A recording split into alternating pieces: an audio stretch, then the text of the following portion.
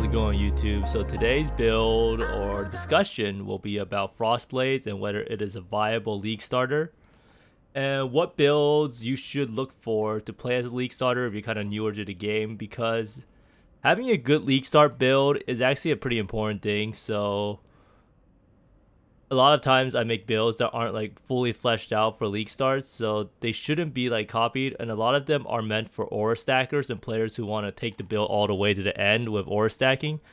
And those builds are kind of like shooting yourself in the foot if you're a newer player, because the build is not going to perform as well as like a build that's just meant to do like the early game and mid game and get through like Awakener as fast as possible and as smoothly as possible. Now, the difference between those builds are that those builds have more scaling. Like the Aura Stacker has infinite scaling, but it is not cost efficient and it will cost a lot more to get started. So that's just a precautionary tale. However, the Ascendant Stormbrand build is very, very good at the budget of like 10x or so, and it could do the Feared pretty much with mods on it and having no problem at all. So if you're looking to play an Aura Stacker and you want the best possible league starter, in my opinion, for it, and it's also a very good league starter overall, you should try out the Stormbrand Archmage Agnostic Mom Ascendant with the March of the Legion boots. It's pretty fun to play, and it also will introduce you to a lot more mechanics in terms of pressing a lot of skills, which will probably be the direction that PoE trends towards, is probably having more involved combat and maybe less flask uptime at all times. So on the subject of skill choice for the league launch, I'm going to talk about Frostblades. I would like to compare like Frostblades usually to like Winter Orb. I believe it's like the Winter Orb of melee skills, in that it suffers from horrendous single target issues while having probably some of the best clear. So what that means is that if the skill has insane clear mechanics, that means that it will be the best skill in the game eventually if you have infinity damage. However, I just wanted to just go over a league start and what I experienced with it, and whether you should personally play Frostblades as a league starter. So Frostblades is a skill that's kind of interesting. So if you look at it here, I've always really liked the skill, but however, it has some major damage issues in that its damage effectiveness is kind of low for melee skills, and its base damage is absolutely horrendous. So it is very bad for leveling, and it was probably one of the worst leveling experiences I could possibly imagine. I don't know how many times I died throughout the leveling process. If you watch my past VOD, I think I died probably like 60 times by the time I got to maps. But obviously you could cut down the deaths a lot. But it does also show you I still got to maps within like 5 hours. So even with like the worst skill in the game, or probably one of the worst melee skills for leveling, for bossing, it was still able to get to maps. And that just shows you that slow and steady does win the race. But if you're not a patient person who can like afford to die like 4 times or 5 times per boss, then choosing like a non-meta skill is just gonna be a really big disaster, especially a skill that has low single target. And a skill that has low single target will make the bosses feel like you're fighting Maven, or like Maven with like Monster Life or something like that, or Shaper, as the boss will pretty much just kill you over and over again. So Frostblades should generally be approached as a second character, because Frostblades is actually an incredibly fast leveling build outside of bossing. Like it will kill all of the trash mobs really fast along the way. But if you're able to have a 6-link like a Tabula and then you have the leveling weapons like a Terminus S or Shiver Sting or whatever you want, or Rigwalds, then you're going to have a very smooth leveling experience. So for Frostblades and skills like this is definitely what I would recommend as like a second character if you want to level it. Or if you're playing a duelist already, you're playing a champion, you can respec it into a Frostblades character at higher level once you have the gear. Because I started testing out the character, I got to around like level 80, and the bosses are still a problem even in like T16 maps. So I shudder to imagine what a Shaper map Guardian will even look like, and that's not even to consider like doing a 10-way or Maven. But this is a skill that you would play for a long time and you try to optimize the gear, because I truly believe that Frostblades and max gear is probably one of the best melee skills and melee builds out there, both in terms of clear and how it feels to play. And I really wish that more people played Frostblades or that GGG buffed it slightly because the skill is absolutely amazing to play. I will include a clip of me doing like a map, and the damage is there to clear maps in terms of the mobs, but the single target is an issue that is really hard to solve. And in terms of like Frostblades and how people try to solve the single target, this is pretty much how, right? So you put a Hydro Spear, and if you stand here and the boss is here, and you attack the boss so that the boss gets hit with the melee attack, and it will also get hit by the projectile because you'll also be attacking the Hydro Spear at the same time because you have this node here, which is strike skills target one additional nearby enemy, or you can use Ancestral Call, and Hydro Spear counts as an enemy. So you'll be attacking the boss and the and the Hydro Spear, so you'll be able to get the melee hit in and the projectile hit. Now this is a pretty big deal because normally Frostblades you can only get the melee hit and not the projectile hit. So you can see here a melee hit is 554k and the projectile is 300k. So by using like Hydro Spear, you also get the the minus cold res. You're effectively like almost doubling your damage or less. So that's actually a pretty big discovery in terms of making Frostblade single target a little better. I also try using Vol Double Strike, but it's still a huge struggle. It's definitely a build. You just need to get all the cluster jewels. You need to get the gear, and as a league starter, it's hard to recommend. Like if you really enjoy the skill, you can play it because it's definitely playable. You can definitely farm currency in like red maps. You can do stuff with it. It's just not gonna be at the same performance level of a better scaling skill with less gear. So like a lot of minion builds will scale really well. Spell builds will generally scale pretty well as long as you choose the right spell. Slam builds will scale pretty well because you have war cries that give you more damage. So this is a skill that is shooting yourself in the foot pretty much. Like you're trying to level up, and the skill is pretty much a weight on you, dragging you down at every single step until you get to the boss and your character just flops over and dies because he can barely even scratch the boss's HP bar. And you might think I'm exaggerating about how bad the bossing is. The bossing is pretty bad in leveling. But if you can get through the leveling process with another spec or build, and you swap over to this build at like level 80, you get a 6-link sword. And I'll just go over my gear real fast that I'm playing with currently. And the character is actually like surprisingly tanky, even with like 3 to 4k HP, because you have Fortify. You have, I also got the Fortify effect nodes and Phase Acro, and you have Taste of Hate, and it's just not that squishy. And Slayer is also pretty nice because you have 10% reduced damage taken while leeching, which you're always leeching. And then you also have this like Slayer overleech going on constantly. So that's why I chose Slayer, and I wanted to try it out. I think Berserker would definitely be a smoother leveling experience, but Slayer does feel a lot better in maps, and I always knew that it was going to feel a lot better because in the Gauntlet, the Slayer was like one of the best builds, right? So yeah, let me get straight into the gear overview before I show you a quick mapping demonstration. So the gear overview is pretty much all over the place, and there's a lot of different options you could do. So for like end game and stuff, or like early end game, like you can do yellow and red maps. All you need is a Terminus S. This is a level 51 weapon. You can try to buy it early on in the league. It should only be like 5 chaos, and it goes down really rapidly to like 4 to 3 chaos. And this weapon can pretty much carry you all the way through, probably like yellow maps, because I was able to do yellow maps, red maps, and the clip in the video was actually done with using the sword, and it was like a Atoll map at level 79. So I think this is actually a relatively cheap way to get the weapon early on. You can get a 6-link Azomite blade. I think they're probably not very inexpensive compared to getting a good chest piece, and you could just put your your frost blades in here.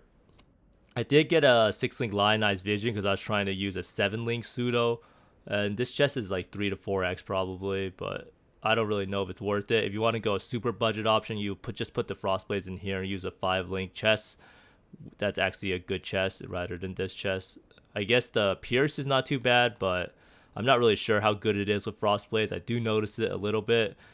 Now, for the helm, you can use Starkanjas as a super budget option. It has crit chance, and it has some attack speed, and it has some life. Ideally, you want to switch to a rare helm as soon as possible with resist because I'm actually still undercapped as I swapped over my chest piece, which had resist before. Wow, I have negative 78% chaos res. That's just really troll.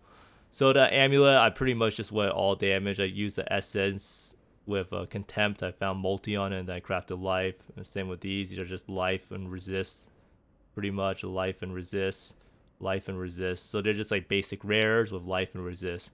And then I use red blade tramplers. You should definitely use a better pair of boots at this point. I just pretty much try to use as much like unique pieces as possible, because it's easier for people to usually buy unique gear, right, instead of trying to look up rares. But basically, I'm using Oscarms early on. You do get negative 18 chaos res, but you get 8% chance to dodge spell hits, which is pretty nice in conjunction with phase acro. So you do have 40% dodge and 38% spell dodge. You could also use a Zeri Steps, which I'm pretty sure is much better than this pair of boots, but you would also lose res. So you would need a chest piece and a helm with resist in order to fix the issue. So you can see resists are a big issue. And this gloves is pretty much just used because you get Assassin's Mark really early on. You do get negative 18 chaos res, so you pretty much just have to accept that you will die to chaos damage while mapping until you get better gear. But this is a very entry-level setup. I don't really know how much this all costs. So bulk of the cost will probably just be getting the 6-link sword and just using an essence of contempt to craft it. Now, in terms of talking about the tree is pretty cookie cutter. So the way it works is, for Frostblades, you want to scale both the projectile and the melee hit, since you can hit the boss with both for effectively doing double damage. So in order to scale the melee hit and the projectile, you need to find more like generic stuff that's like physical damage and crit multi. So like stuff like melee hit. Wait, I'm actually not really sure, but basically for the try to scale both is more of a thing for the gems. So the gems, you have damage on full life because we're Slayer, so we should usually be on full life, and then you have inspiration, which gives you more LE damage, and an LE damage with attacks, which is more LE damage. So, and then this is Cold Pen for bossing, and this also scales the projectiles.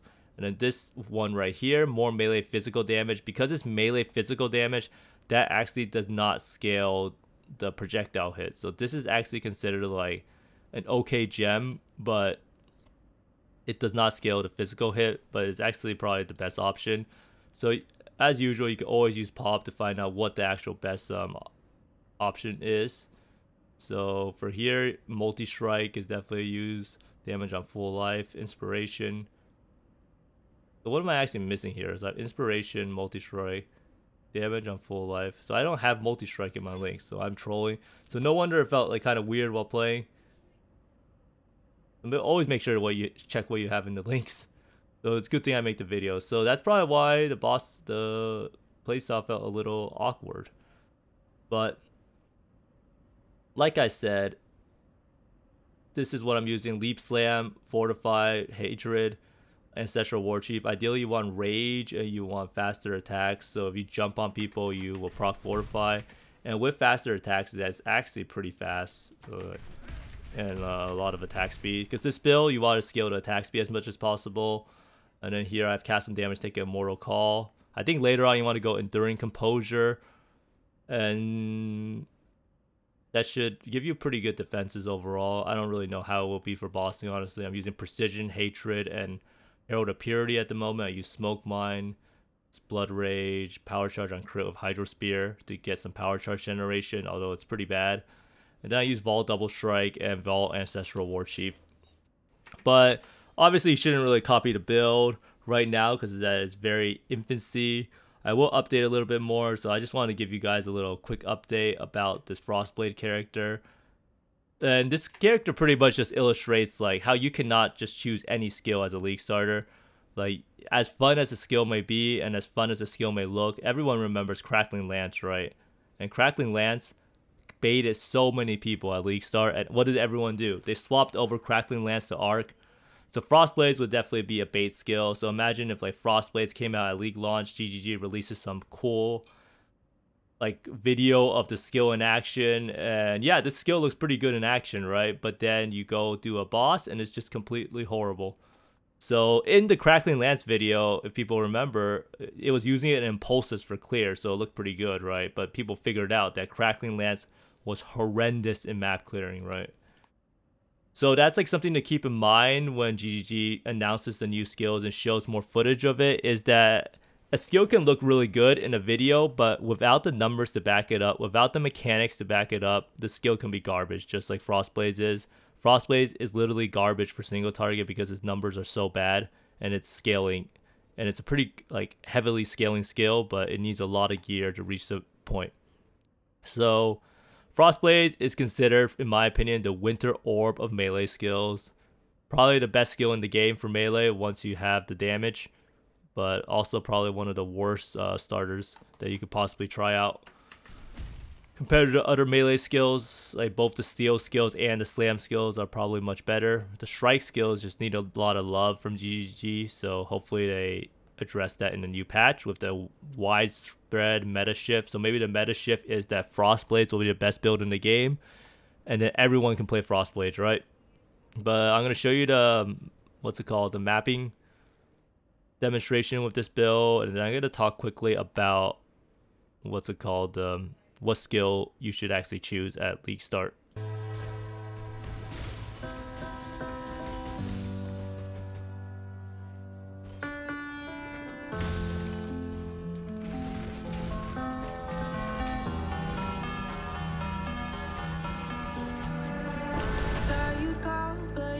The tether cinches them now. I can't do They this just awaken yet. from their dreamless slumber. They are pulled by the leash of desire, each one a tangle, a knot, and perhaps for the lucky, a noose awaits them. You want what? Steel and pain. But the darkness unseen, and its mind has got me thinking. You will fall to ruin. Sick and tired of feeling, so sick and tired of dreaming. Ruin life suddenly. 'Cause I always wake up.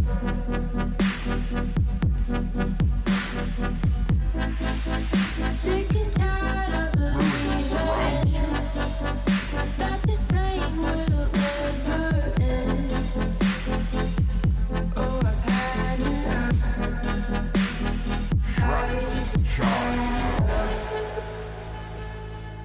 Cause it always comes back again, and I'm not even gonna pretend. Night's madness strains away all hope. Constantly putting bad thoughts on replay. I Can you really feel don't death like coiling feeling around like your this way, heart? but I know that these things will never change. Tell myself to breathe in, Hides in every but corner. the darkness unconcealed, and its mind has got me thinking.